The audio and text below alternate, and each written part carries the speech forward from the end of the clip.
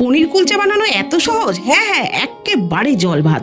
একটা বোলের মধ্যে একটু উষ্ণ গরম জলে পরিমাণ মতো লবণ, হাফ চামচ চিনি, 2 টেবিল চামচ সাদা তেল, 4 টেবিল চামচ টক দই, হাফ চামচ বেকিং পাউডার আর পরিমাণ মতো অল্প অল্প ময়দা দিয়ে একটা সফট করে ডো মেখে নিয়ে 30 মিনিট ঢাকা দিয়ে রাখতে হবে।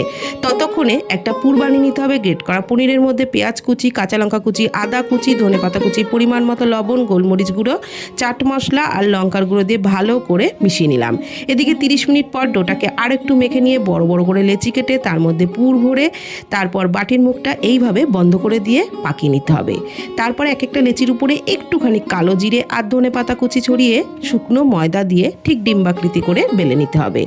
তাওয়ায় একটু জল দিয়ে একটা পরোটা দিয়ে ঢাকনা চাপা দিয়ে ভেজে নিচ্ছি। আর পরোটা ফুলে উঠলে উল্টে নিয়ে একটু টেস্টটা বাড়ানোর জন্য দুপাশে বাটার লাগিয়ে নিতে হবে। ব্যাস, কোনো তরকারি ফরকারি কিচ্ছু লাগবে না। ঘরে থাকে যদি আচার, তাহলেই ঝটপট বানিয়ে খান।